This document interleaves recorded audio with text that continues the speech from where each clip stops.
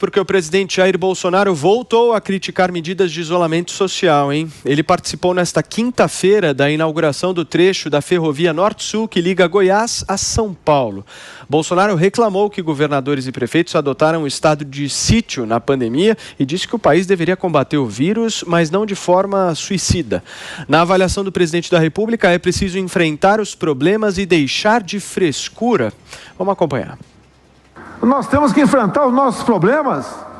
Chega de frescura, de mimimi. Vamos ficar chorando até quando? Temos que enfrentar os problemas. Respeitar, obviamente, os mais idosos, aqueles que têm doenças, comorbidades. Mas onde vai parar o Brasil se nós pararmos? Bolsonaro também rebateu críticas de que é um negacionista e afirmou que faz o que está ao seu alcance na presidência da República. Ele voltou a dizer que o Brasil é o país mais avançado no ritmo da vacinação e fez um apelo aos governadores e prefeitos.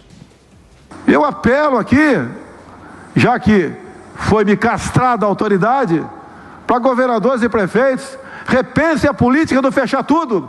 O povo quer trabalhar. Venham para o meio do povo, conversem com o povo.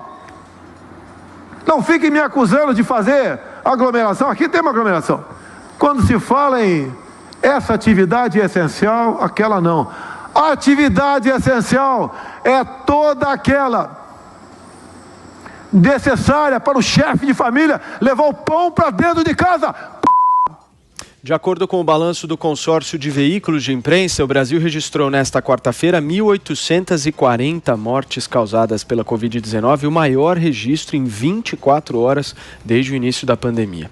Ainda nesta quinta-feira, em conversa com apoiadores em Uberlândia, Bolsonaro fez críticas a comentários sobre a compra de vacinas contra a Covid-19 pelo governo federal. O presidente disse ter editado medidas provisórias para a aquisição dos imunizantes, mas não destacou que não há vacinas para vender no mundo. Editei 3 medidas provisórias. A última, em dezembro, foi destinando 20 bilhões de reais para comprar vacina. Tem idiota que a gente vê nas redes sociais, na imprensa, né? Vai comprar vacina, só for aqui na casa da tua mãe. Bolsonaro argumentou que os governadores comprariam as vacinas, mas ele é quem teria de pagar. E disse que onde tiver vacina para comprar, o Ministério da Saúde vai comprar. Ainda em Uberlândia, Bolsonaro confirmou que o governo federal assinou contrato com a Pfizer para a compra de imunizantes contra a Covid-19. O presidente disse que no mês que vem milhões de vacinas da Pfizer irão chegar no Brasil, mas afirmou não saber o número exato. Bolsonaro não comentou as tratativas com a Janssen que ocorrem em paralelo a toda essa história. Diogo Schelp, uma coisa nós não podemos discutir aqui. A empatia do presidente da República com as mortes beira a zero, né? Beira a zero, Paulo. E também essa exaltação dele, né, essa maneira exaltada de falar sobre essas questões, que são questões gravíssimas, não dá para minimizar o que está acontecendo no Brasil. Não é mera coincidência, né? Toda vez que alguma notícia chega perto dos filhos dele, principalmente quando se referem a acusações, denúncias contra o Flávio Bolsonaro, o senador Flávio Bolsonaro, o presidente se exalta na sequência. É uma coisa muito comum, mesmo falando de outros temas, ele se exalta, usa palavrões e assim por diante. E ele está errado quando sugere que adotar medidas para evitar a contaminação é frescura ou mimimi. Né? Ele diz ali que ele lamenta pelos idosos e pelos doentes, mas a verdade é que esses não são os únicos brasileiros que estão morrendo, né? Se já não fosse ruim o suficiente. A verdade é que a média de idade dos mortos por Covid-19 no Brasil é de 59 anos, segundo um estudo da Fiocruz, que é um órgão do governo federal, que foi divulgado em janeiro. Essa é a média. 25% tinham menos que 60 anos. Ou seja, 1 em cada 4 mortos por Covid no Brasil tem menos de 60 anos, tá? Isso de 20 a 60 anos. É um número alto. E hoje em dia, além disso, não se pode considerar que uma pessoa na casa dos 60 anos é velha. É uma idade em que as pessoas ainda estão muito ativas, inclusive economicamente, e foi um dos argumentos que foi usado na reforma da Previdência, né, para fazer a reforma da Previdência. Além disso, sobre a questão de doentes ou comorbidade, 32% dos mortos por Covid no Brasil não têm ou não tinham comorbidade alguma.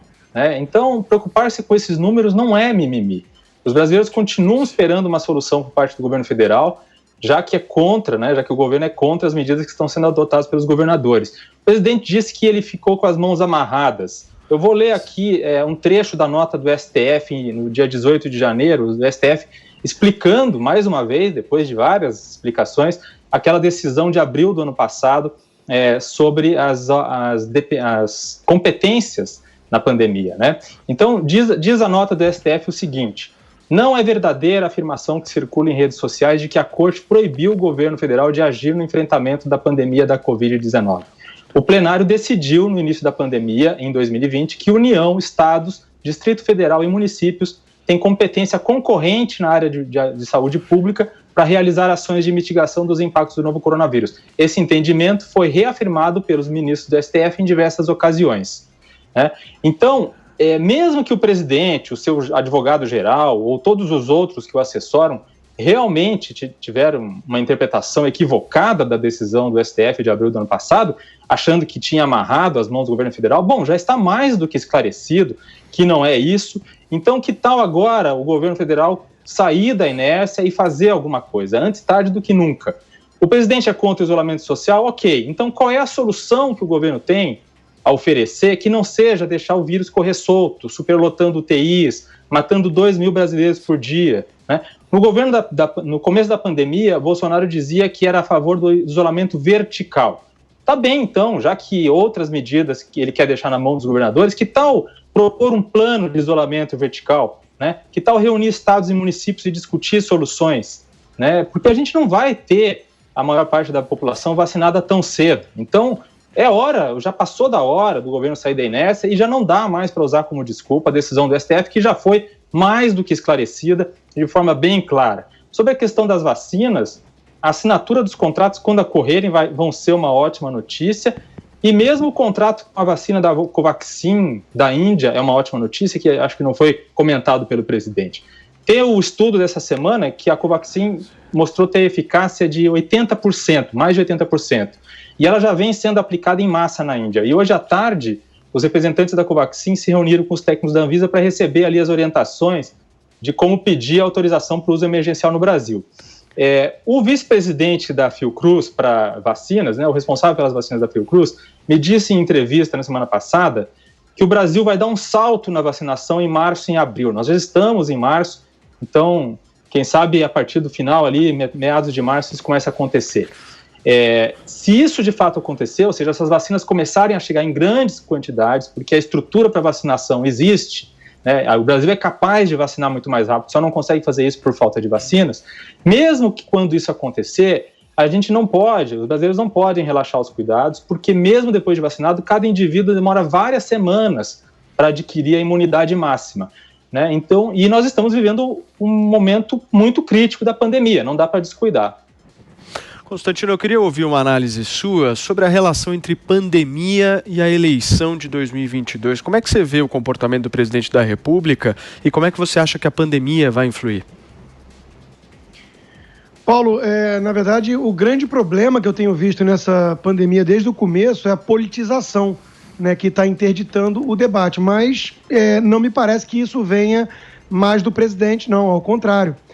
O Diogo mesmo falou em, talvez, na decisão do STF, uma parte que cabe ao governo federal seja articular, mas está inviável, né? Basta ver a carta dos governadores, basta ver a postura do governador de São Paulo, que é o principal estado.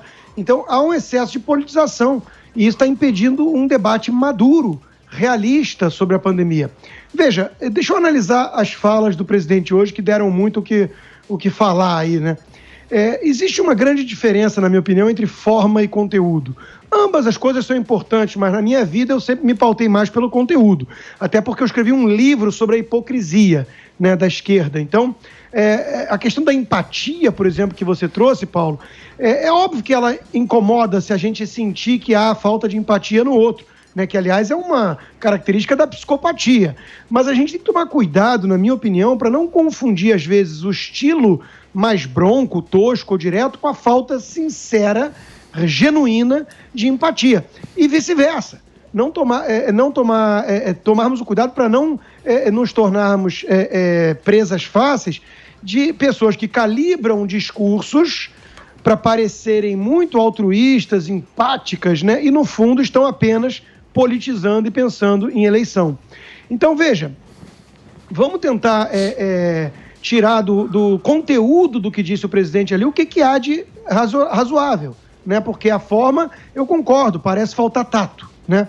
Mas não me parece faltar empatia genuína ou razão naquilo que ele fala. Veja, em primeiro lugar, né, pegando o que ele falou ontem também, pânico paralisa. Eu escrevi um texto hoje sobre isso, né, remetendo até uma piada do general com a camisa vermelha versus o outro com a calça marrom, né? Nós temos uma escassez de lideranças no mundo ocidental hoje mais corajosas. Lideranças mais corajosas, num estilo Churchill para enfrentar uma ameaça como o nazismo, como Hitler, né? Hoje, se fosse hoje aquilo, a imensa maioria estaria pedindo para assinar um pacto de paz, né, onde todo mundo ia virar nazista. Esse ia ser o resultado prático. Então, ainda bem que no mundo existem pessoas com um pouco mais de coragem para remar contra esse tipo de maré acovardada, né? Fechar tudo é loucura, isso não se mostrou razoável e estamos há 1 ano nesse discurso. 1 ano. Antes era achatar a curva, 15 dias, depois ver. Agora virou uma solução definitiva. Até a vacinação fazer efeito ao longo do tempo e tudo mais. Então, é uma loucura. É uma loucura. Isso sim é falta de empatia e elo com o povo brasileiro, que não tem o salário garantido no final do mês e a estabilidade de emprego de funcionário público, ou não tem a condição de fazer home office, como a imensa maioria de nós, jornalistas, né? Outra coisa, a frase que o presidente usou ali, que o trabalho essencial é aquele que coloca o pão do chefe de casa na mesa, né? Essa frase é excelente, excelente, né? Vai explicar para um garçom que não é essencial o trabalho dele. Se ele depende desse trabalho para no final do dia colocar comida na mesa para os filhos. Então, tem coisas que estão acertadas ali, apesar da forma brusca, né, que é o estilo do presidente, que também cansa ser alvo de ataques tão baixos e chulos da imensa maioria da imprensa, chamado de genocida, de insensível e tudo mais, né? Sobre vacina, vamos lá, né? Falta no mundo todo, no Canadá, na Europa, basta ver as reportagens. Né? E, de repente, é culpa só do presidente. E, aliás, há um truque aí que eu já falei também, né? Até o filho do presidente Eduardo Bolsonaro apontou isso hoje também. Alguns tratam a vacinação em números relativos, lembrando que falta produção de vacina no mundo e que o Brasil tem 200 milhões de pessoas num território continental, e são os mesmos que tratam as mortes em termos absolutos, porque aí o Brasil é um país grande e dá mais ênfase. Então veja como falta honestidade intelectual nesse debate, né? Tá tudo muito politizado. Olha só, demonizam tanto o presidente que tem uma pessoa hoje, por exemplo, de ONG, de educação, né, que falou o seguinte: mimimi e frescura é o que está sendo responsável pelas mortes de milhares no Brasil.